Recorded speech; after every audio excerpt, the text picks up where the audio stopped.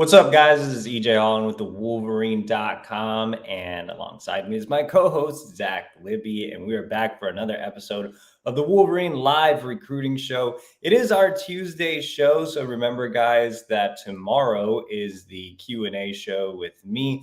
If you do want to get a question in tonight, make sure to leave a super chat. That money goes directly to our travel budgets. Also, like this video and subscribe to our YouTube channel.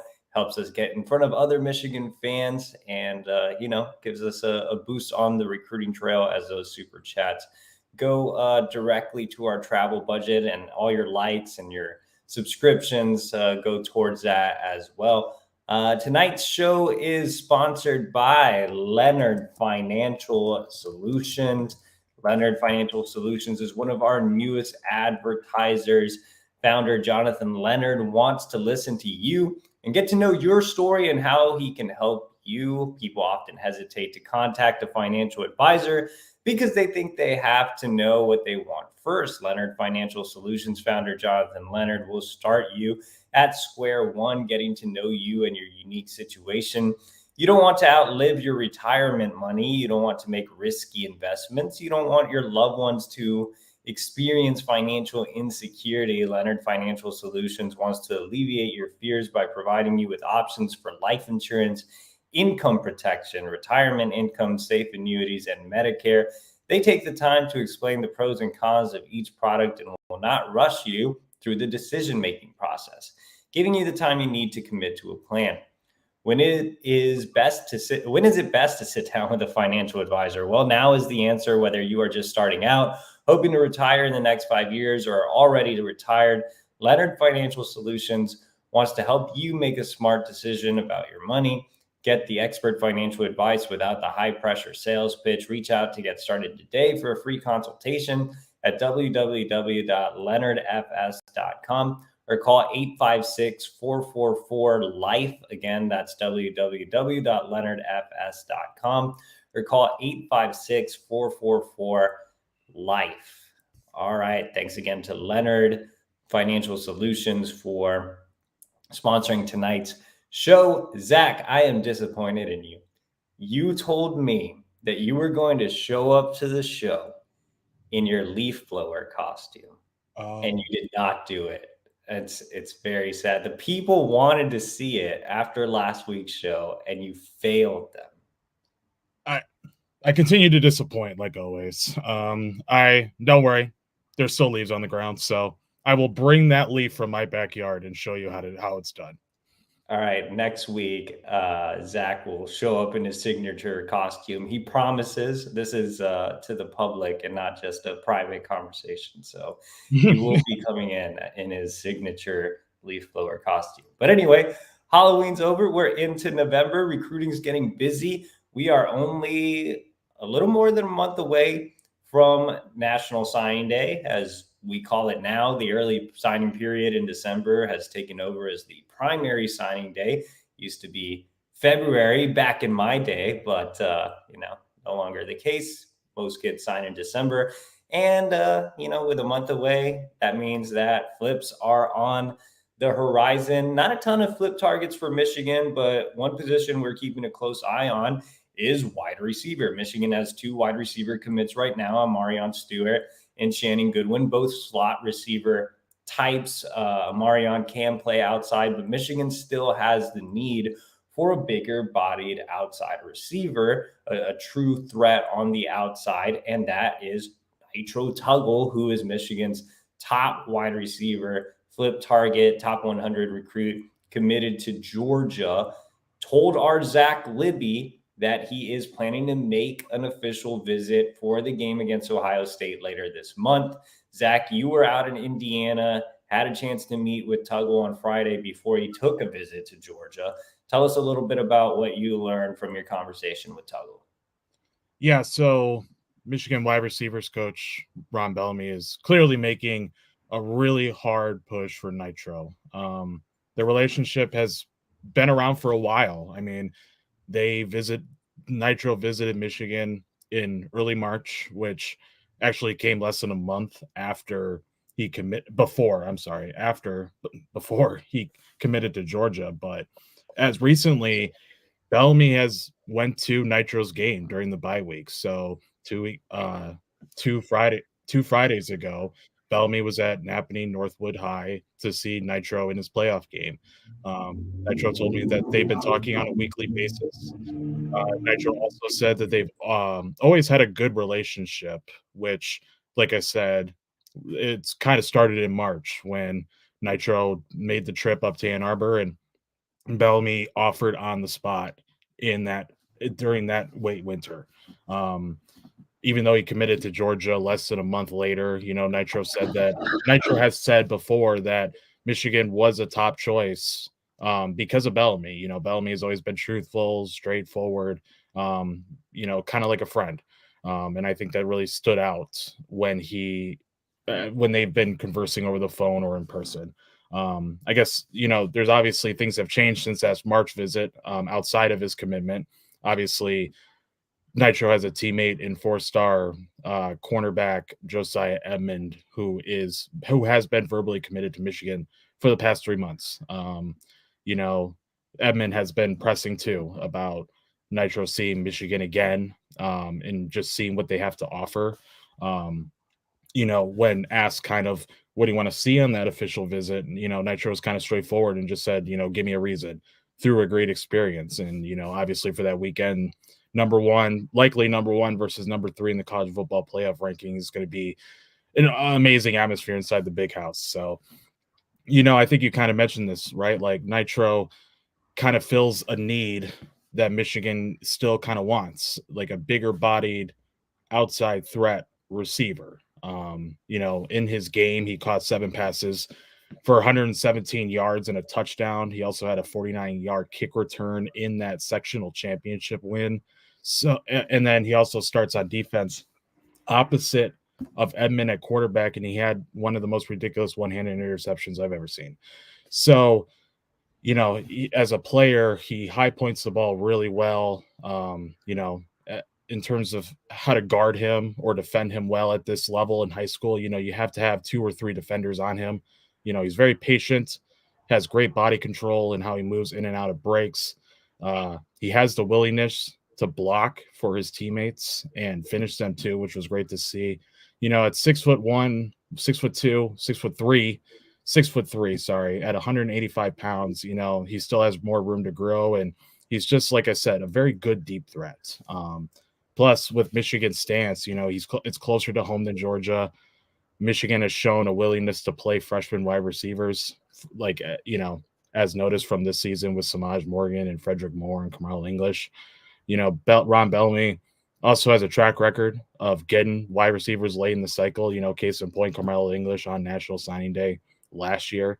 So, I mean, there's an opportunity. Plus, there's an opportunity to keep playing with Edmund. So, like I said, once we'll know, if he takes that official visit or not. He said he will. So we'll see how it goes after that. But, I think Michigan is taking those right steps, right, in order to get him back on to see what else what Michigan can provide him by staying close to home. Yeah, not only did Bellamy do that with English last cycle, the cycle prior, he did it with Amarion Walker and Darius Clemens. So, every cycle, it seems like Bellamy has been able to pull a rabbit out of his hat and land a highly touted receiver late. Walker was committed to Notre Dame. Darius Clemens was a top 100 kid. Carmelo English was a non 300 kid. And now we have Tuggle. Now I'll make the case here for Michigan. Like Georgia, anytime you see a kid committed to the Bulldogs, that's obviously scary. But, Georgia can get what it wants at the wide receiver position, and it already has a plethora of talent there.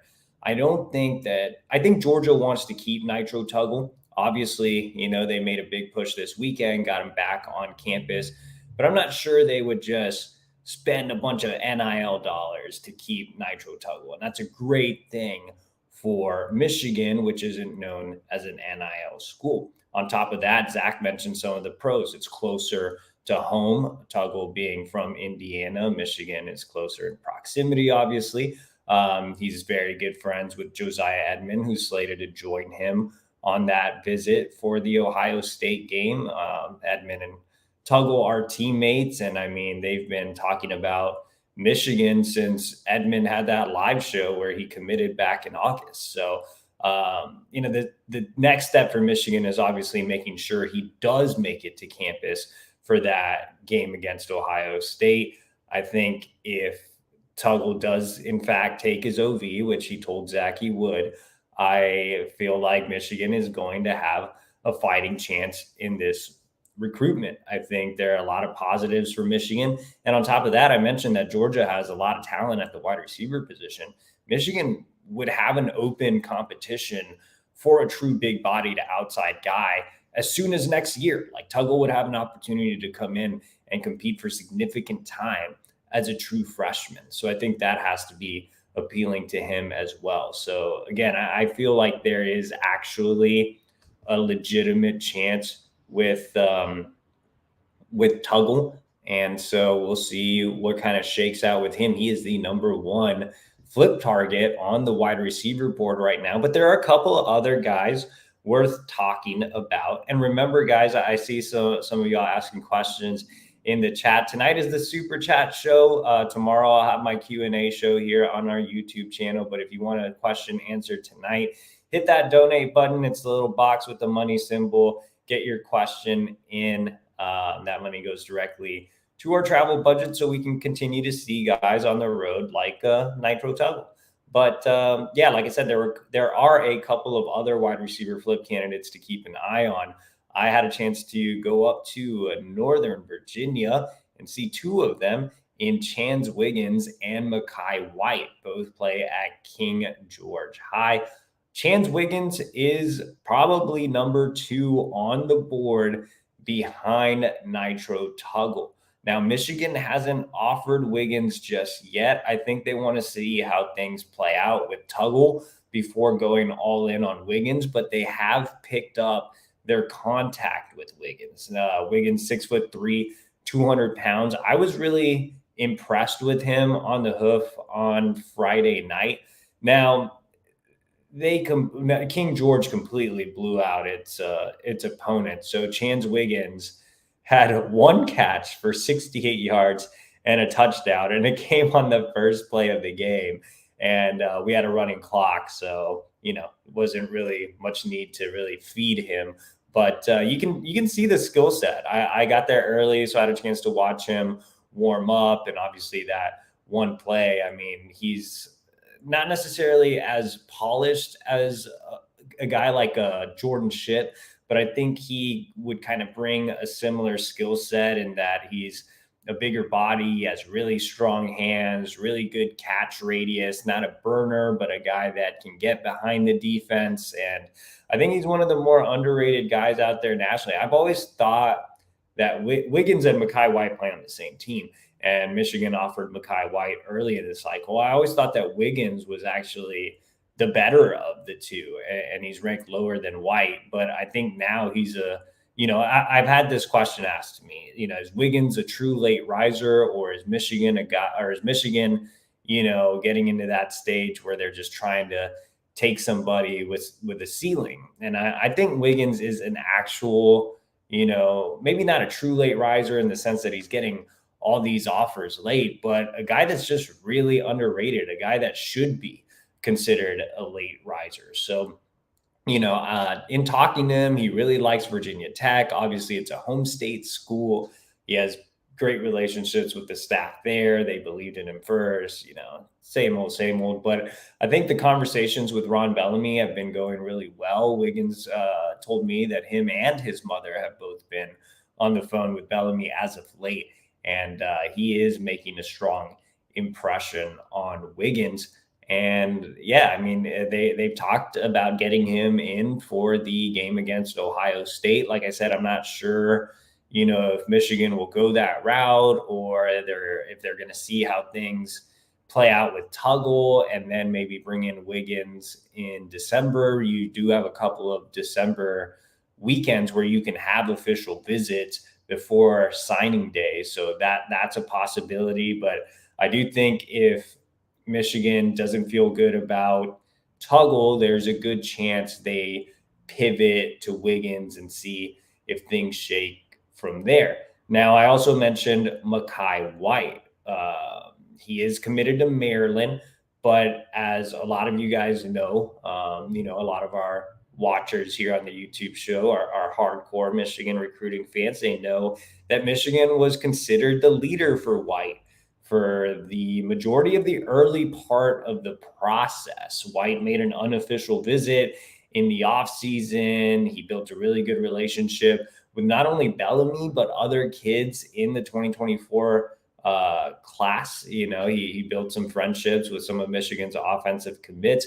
He fits the profile of that bigger receiver too, 6'3", 180 pounds. I think if Michigan were to not be able to make things shake with Tuggle, if Wiggins decides he wants to stay at Virginia Tech, there's an avenue where White could become an option. He's staying in contact with Bellamy. I think if Michigan pushes, he would automatically flip. I think he wants to be at Michigan. He's expressed that on social media. Even now, as a guy committed to Maryland, he's still tweeting about Michigan. So I think he's just really enamored with the Michigan program.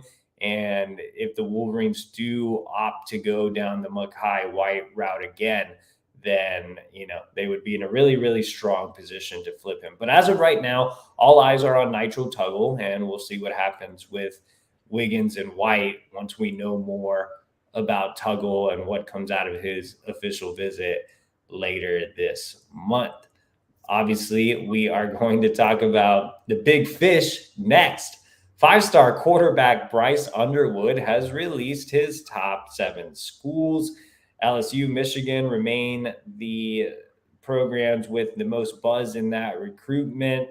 But Zach, you were actually with Underwood on Saturday afternoon following his big playoff win. What were your takeaways from your conversation with Underwood? Yeah, so pretty much in exactly 2 months, he's going to announce his commitment. I asked him, how comfortable are you with that date right now? And he said, he's feeling good about it. I mean, obviously, we know that that's his great grandma's birthday, so it's honor her. But yeah, that means 2 months away from the number 1 player in the 2025 recruiting class committing, who lives in Ypsilanti, which is the town over from Ann Arbor. But yeah, I mean, Michigan obviously was added to his top 7 list yesterday. LSU, Florida State, Colorado, Oregon, LSU, and Michigan were all added. But as where we're at right now, it's been since late July since Underwood has been to Ann Arbor. Now he's been there 6 times this year alone, which is great. But of the 3 game day visits that he's taken to, Boulder, Baton Rouge, Happy Valley, he hasn't been back to Michigan. He did take 2 game day visits in Ann Arbor this past year, but it's going to be important to get him in on campus one last time before that December 8th dead period. So that for 4th Monday of the month. If looking at the calendar dates, there's 2 good opportunities to bring him in. Ohio State's one, and then the 3rd weekend of December is another. The Ohio State game's interesting because obviously Ford Field Division I high school football finals for the state of Michigan is that weekend. Now Division I starts a day after Ohio State. You say like, oh, there's availability because he's going to play the next day, but we both know how team oriented Underwood is. So it's not like it's a guarantee that he's going to show up just because he has a free day.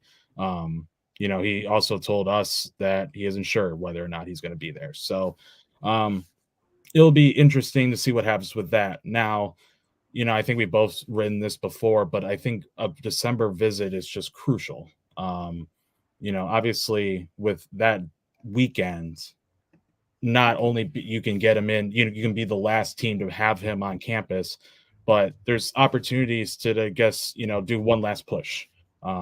Last year, I remember all these commits and targets that were regional coming in. They got to see bowl practice. They got to meet the fans who were able to show up.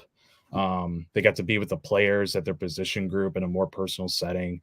And, obviously you get to have one last individual meeting with your coaching staff. So, if Underwood's able to get in on that third weekend, if Michigan successfully is able to, there's a couple of things that they can do to, make that push, obviously off the field stuff with like NIL opportunities and how Underwood can further his individual brand, which was something he talked about on Saturday. Self promotion is something that he has to do. That was a quote. So, but also more importantly, you get to sit down with Kirk Campbell again, who has been talking to Underwood at least once a week this fall. We all know the efforts that Campbell has made ever since he got the promotion in January as quarterbacks coach to build a rapport with Underwood and his entire family. And I know that's been resonating a ton. Campbell's been getting a lot of credit for just having Underwood in as many times as he has and just making Michigan a true contender.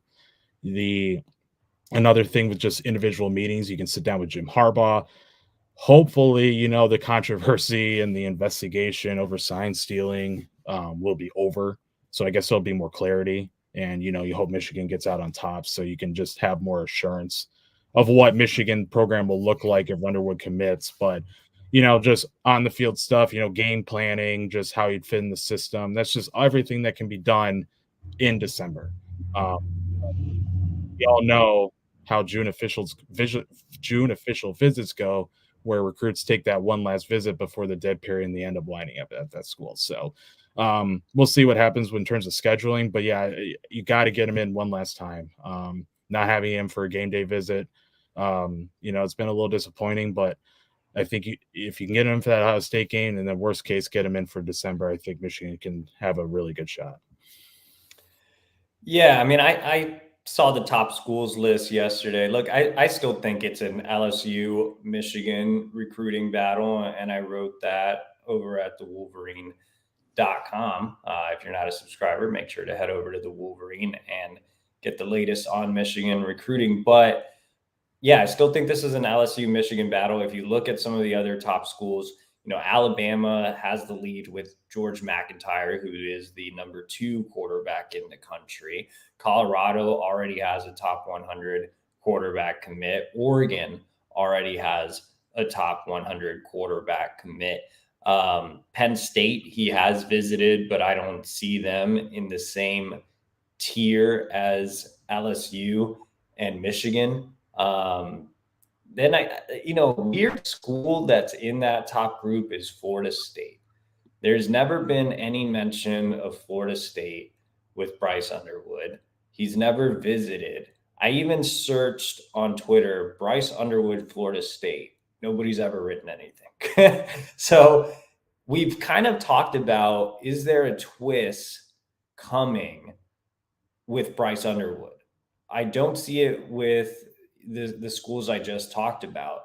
If there is one school from that group, I would think it's Florida State. They have a 3-star commit at the quarterback position in 2025, but that's not going to really scare anyone away.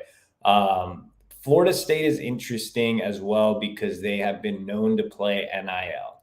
And if NIL is going to become this big factor in the Bryce Underwood recruitment, I would think the Seminoles would have a real chance.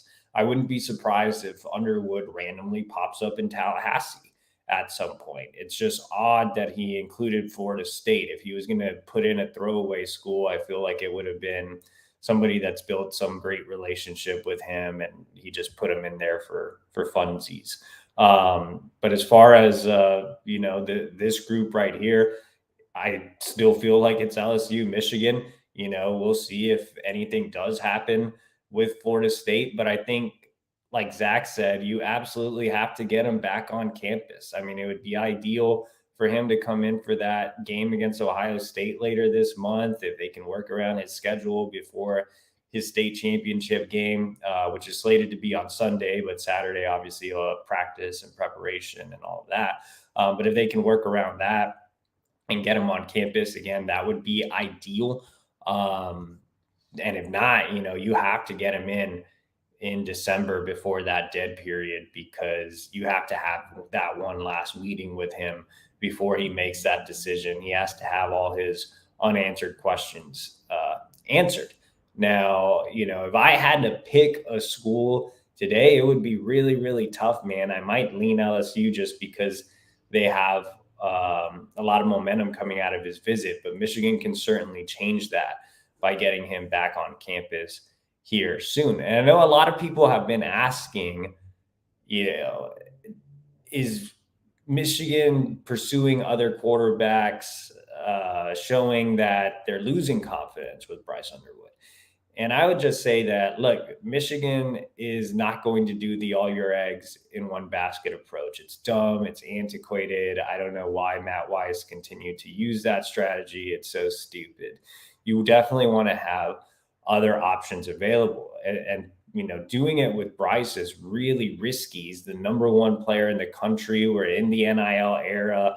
It's tough. So I commend Kirk Campbell for not continuing to have that strategy. It's completely stupid.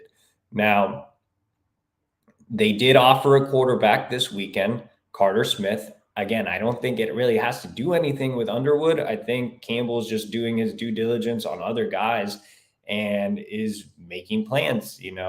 We'll see what Bryce Underwood does, but we're going to keep recruiting quarterbacks because it's the most important position in football. And if you look at the quarterback room, it's getting kind of dicey if JJ McCarthy leaves. Obviously you landed Jaden Davis this cycle, but you definitely want to have more than that in the quarterback room moving forward. So they offered Carter Smith, who I really, really like. I'm a big Carter Smith guy. I've, spent some time watching his film the last week and a half or so. It was actually Zach who mentioned him before he even had an offer or was on the radar. He was like, hey, check out this Carter Smith kid. I was just told he's going to visit. And Carter Smith, man, on tape, he's not as polished of a passer as Jaden Davis, but man, he's really athletic. There's one play on his huddle highlights that's hilarious. He does a quick pitch and then he serves as the lead blocker and just demolishes a kid. I'm like, when do you see a quarterback, serving as a lead blocker and just killing kids? He can run really well. He's a true dual threat type of guy, which Jaden Davis is not. He's not very mobile at all. Again, Smith isn't as polished as Davis when it comes to being a pure passer, but you can see the upside, you can see the wheels, the athleticism. And I was told Michigan does want to have a guy come in after Davis that can run because, that does give you more of a floor because you want to have something a little bit different than Davis, who's more of a guy that excels in a controlled offense that manages the game really well. I think Smith is just a really fun player. I talked to him earlier today and he told me that he sees a lot of similarities in himself, when it comes to watching JJ McCarthy. And I can see that, he's not maybe as twitchy as JJ, but he is, again, a true dual threat guy. He's a physical kid as a runner, as a lead blocker, apparently. But he can make things happen. He's a playmaker. He's an actual creator, which is something I've been critical of with Jaden Davis, who's, just great at delivering short to intermediate passes and being really accurate and all that's great, but he lacks kind of that X factor, creator, intangible. And that's what Carter Smith really brings to the table. He's just really fun to watch. If you haven't had a chance to go watch Carter Smith, I would highly suggest it. And honestly, I think Carter Smith is now the clear number 2 guy on the board. And, I know people will say, well, what about George McIntyre? Well, I don't really think George McIntyre is a true legitimate guy. He might come back for the game against Ohio, or he is planning to come back for the game against Ohio State, but it's going to be really tough to beat Bama for him. I think Michigan has a true shot with Carter Smith. I know Florida is considered the favorite here on this on 3 RPM, but I don't think that's accurate. I think Penn State and Florida State are the 2 schools that are probably Michigan's biggest competition. So, this is a kid that Kirk Campbell has really fallen in love with this fall, and I have as well. And I think he would be a tremendous quarterback take if they miss out on Bryce Underwood. And, On3 is very high on him as well. They have him ranked as the number 112 overall prospect in the country and a top 10 quarterback nationally next cycle. So big fan of Carter Smith for sure. Before we move on to our thoughts from the road, we want to welcome in our new advertiser, Barry Gallagher. He's actually written a book, Lloyd Carr's Michigan Football Journey. Millions of Michigan Wolverine football fans have loved Coach Lloyd H. Carr Jr. almost as much as he loved the University of Michigan. This insightful book details an interim coach stepped up for the Michigan Wolverines and won his way into the College Football Hall of Fame. Lloyd Carr's Michigan Football Journey tells a complete story of Coach Lloyd Carr's 28-year journey, 15 years as an assistant and 13 years as a head coach, to bring Michigan football back to national prominence and how he kept it there. Coach Carr's incredible work gave Michigan football fans one of the greatest eras in the school's magnificent football history. No losing seasons in 13 years, one national championship, 5 Big Ten championships, and 6 bowl wins, the most in Wolverine history. Lloyd Carr won with integrity, and no Michigan coach is associated with more program victories than him. This book gives you a comprehensive look at the amazing Michigan career of Lloyd Carr. It is full of original research, charts, and tables that clearly illustrate how and why Coach Carr became a football legend. Rich Hewlett, one of Carr's first players at Michigan, wrote a heartfelt foreword that sets the tone for a closer look at one of college football's greatest coaches. Order your copy today at Amazon or at mden.com. And I am told that my copy of the book is coming in soon. So I am excited. Make sure to scan the QR code here on the screen to order your own copy. Again, I am looking forward to receiving mine from Barry Gallagher. All right, guys, we were on the road. We talked a little bit about some of the targets we saw, but Zach actually had a chance to see a pair of commits, Jeremiah Beasley, Josiah Edmund. Zach, what did you see from both of those guys? This was your second time actually seeing Edmund and Beasley in game, takeaways from that.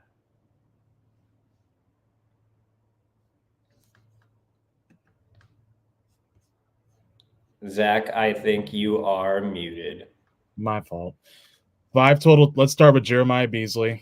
5 total tackles, 1 for a loss, and the 65-14 playoff win. He had 2 rushing touchdowns. He had 4 carries that went over 10 yards. He also caught a screen pass that went for 15 yards. And like you said, I have seen Beasley twice this season. Both times he scored 2 touchdowns.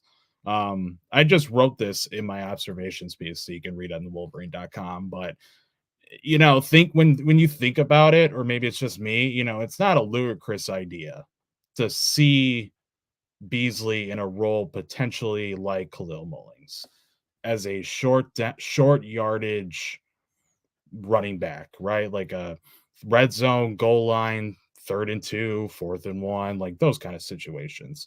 He's that bell cow for the number 24 ranked team in the country. 6'1", close to 6'1", 210 pounds. I mean, he's only going to get bigger with more muscle mass once he gets into Michigan's strength and conditioning program. But, for defensively, I still believe he's suited well for that will spot. He's a great asset in pass coverage. During that game against Notre Dame, quarterback commit CJ Carr, who threw a lot in that game, but Beasley had responsibility for the flats. Celine has a Louisville tight end commit in Dylan Mesman, who's a 3-star, and that was Beasley's responsibility. I think the most amount of yards that he gave up in a single pass, I think there was like 2 catches, but one went for 5 yards. In terms of his run defense, he runs really well sideline to sideline, like I think a 4.8 40. He does really well in the 7-on-7 circuit, and you can see how well he has good speed for that position. In terms of just how he is as a tackler, he's a machine, right? Like 5 total tackles. His 1 for a loss was a turnover on downs. He has great reactionary skills, He's downhill. He's a thumper. He plays a Mike in a 4-2 front for Belleville's defense.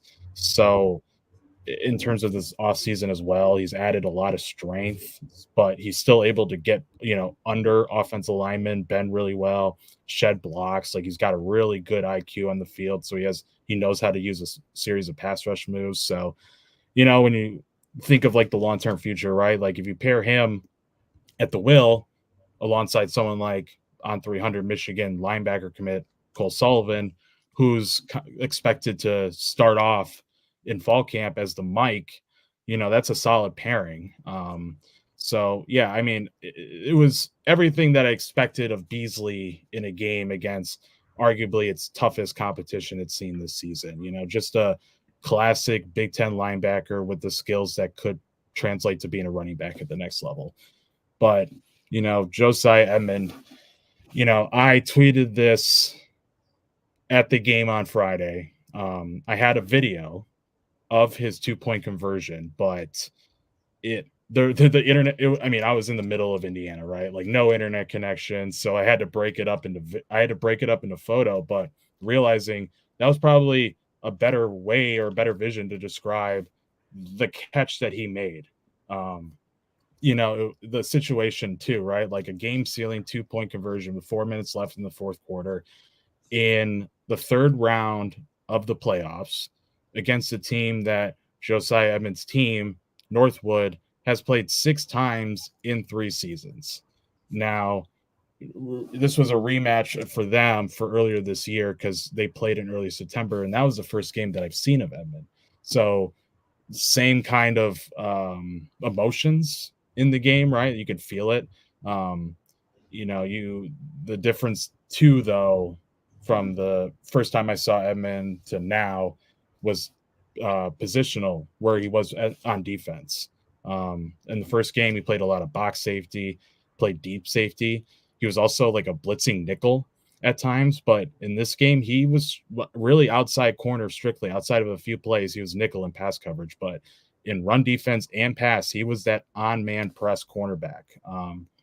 That's what Michigan defensive backs coach and co-defensive coordinator Steve Klingsdale likes in Edmund. That's why, they wanted him in the class. But, obviously production-wise, not as many tackles as the September matchup. But, of those 4 total tackles, 2 arguably made the difference from a win to a loss. Like 2 of them come from behind tackles as, taking really good pursuit angles on the other teams, like 2 only runs that went for big gains. So, he's shown speed, but he also has great length for the position. He's about 6'1", 180 right now. I can see him getting up to as much as 195. He's not really lanky, but he clearly has room to grow. There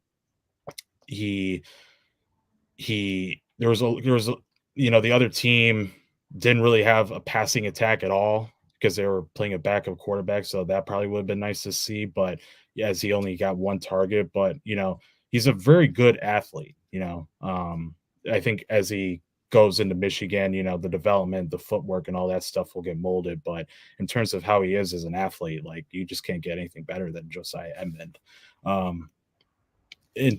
But I kind of made the comparison with Beasley as a running back, and you could put him in offense. Like Edmund has the ability to be a 2-way as well. Like he could be a wide receiver at the next level. He's he's trusted a lot as a running back, a slot receiver, and that outside threat. Opposite of Nitro Tuggle for Northwood, who's on a path to winning a state title. But if he sticks at corner, his fiery attitude, his leadership, his awareness, I think that would just pair well with someone like Steve Klingsdale, who likes those type of players. And knowing how much Klingsdale has a trust in playing guys early, as seen from this year, where all 3 freshman quarterbacks have seen the field and gotten relatively significant playing time, especially DJ Waller. There's a path for Edmund to do the same if he, does what he has to do. So I mean, that was just a perfect game to just see what kind of athlete Michigan is getting, not just from that catch, but just who he is overall. I think Michigan landed a very underrated commit, but I know the recruiting services are starting to see what we saw earlier. He's a 4-star right now, I think in the top 300 on the On3 industry ranking. So, yeah, I mean, it's big. It's, he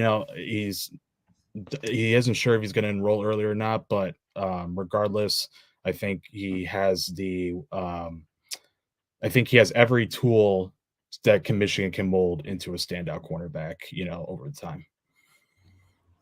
Definitely. So I was on the road. I didn't get to see any commits. I saw a couple underclassmen targets. Before I talk about them very briefly, I do want to remind you guys to subscribe to the Wolverine.com today. There's a lot going on with Michigan and the sign stealing situation. Obviously, a big game coming up against Penn State. Signing day is right around the corner. You can get 50% off at the Wolverine.com today for new members. If you're already subscribed, you can gift a subscription. Thanksgiving's right around the corner. It's the time of giving. Don't you want to gift a subscription? Get another one. You can get it 50% off. All right, really quick, since we're definitely over time and our producer Megan has already finished her candy corn and peanuts and is tired, let's go ahead and talk about 2025 prospects in the DMV. The first is Jeff Exner, on 300 athlete.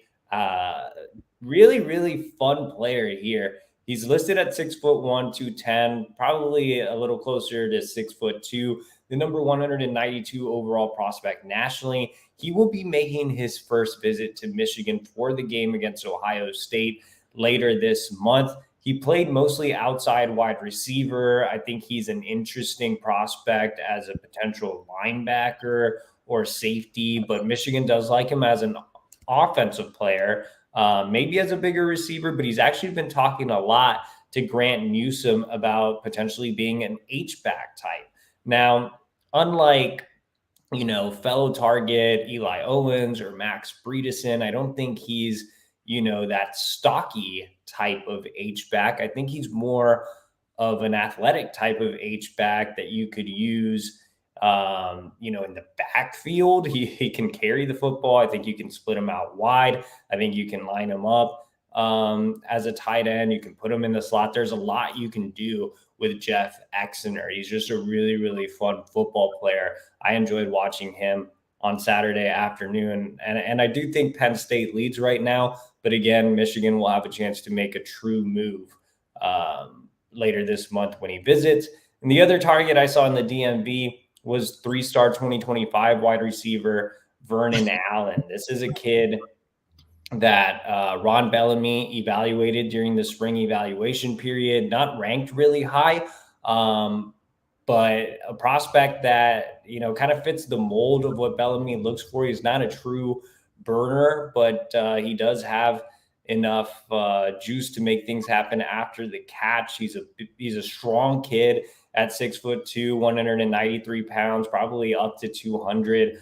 Really strong hands, good catch radius, pretty raw from a technical standpoint, but definitely a guy that, I think can blossom at the next level. He's looking to make his first visit to Michigan here soon and is pretty open with his recruitment. You see Maryland, Penn State, Virginia Tech, some of the East Coast schools naturally considered early favorites, but I think he has a lot of interest in Michigan. And like I said, looking to visit here pretty soon. We will be back on the road this weekend, seeing Michigan commits and targets. My week starts on Thursday, so I'm excited. I have a quadruple header. Zach will be on the road as well, seeing 3 targets. So make sure to like this video, subscribe to our YouTube channel for free, and join me tomorrow for our Q&A show.